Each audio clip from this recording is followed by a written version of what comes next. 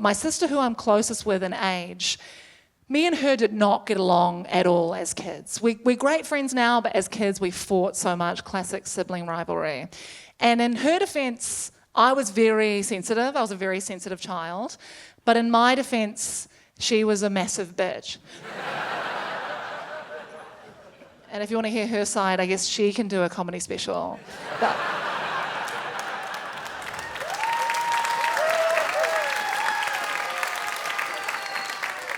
I do want to be fair to her, and I thought the fairest way to present our relationship at the time would be to read you something that I wrote at the time when I was 7 years old. I found my story writing book when I was at school, where you write down what you got up to at home and then the teacher marks you on your writing. And I found a story recently that concerned me. And I thought I'd read it to you guys now, and you guys can determine maybe who was in the right in this situation. Does that sound good? All right, we'll do that. Thank God, because it's part of the show.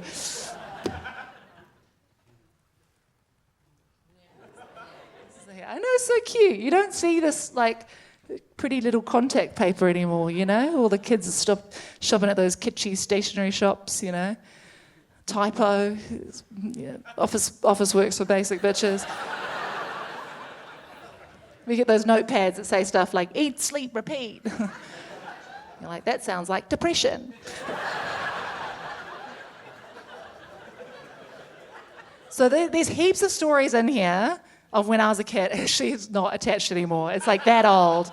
But I'm legitimately going to read you word for word. I've not changed anything since what I wrote as a 7-year-old. The only little bit of context that you need to know is that my sister's name is Cherie, and someone gasp. She's here.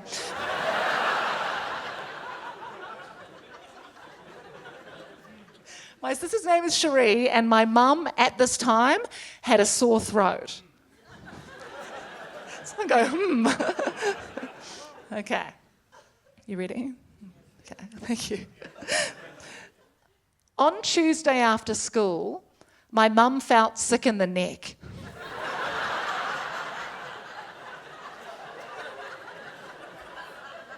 I think I didn't know how to spell throat, so I found a little workaround.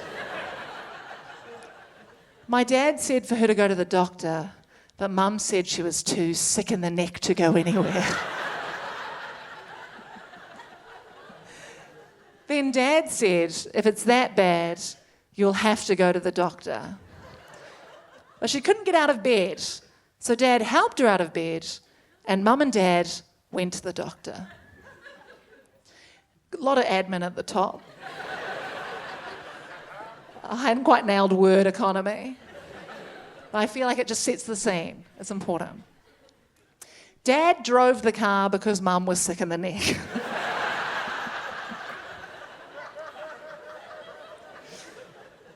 The doctor's was far away. They went to the far one because every other doctor's was all too much money. Little insight of where I get my cheapness from. While they went to the doctor's, I stayed at Victoria's house. Cherie was trying to hit us with a golf club.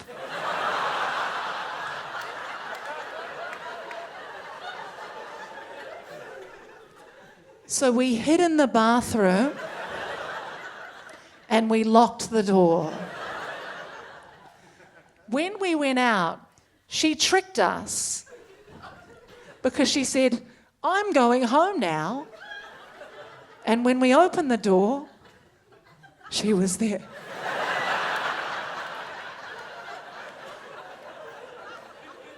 She hit us with the golf club.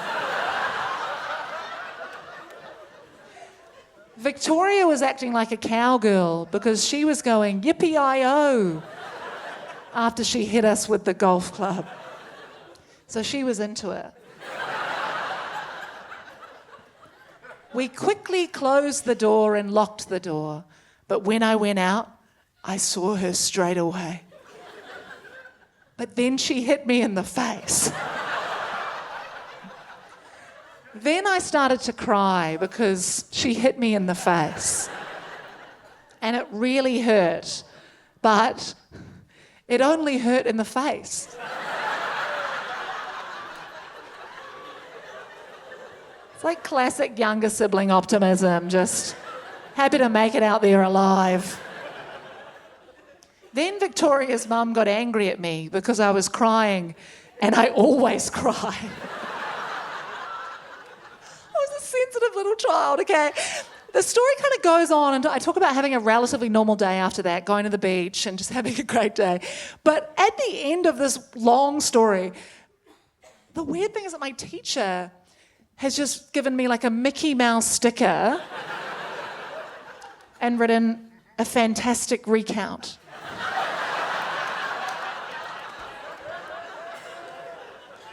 Like, amazing you could remember all that with all the brain trauma. He's edited other parts of the story as well, because I know he's read it, because he's changed parts, you know. The bit where it says, when we opened the door, she was there. I've written, and she hit us with the golf club. He's crossed out and, like, no, start a new sentence there.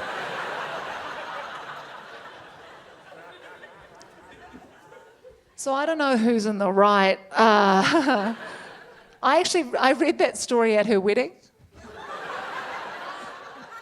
I know, she got married.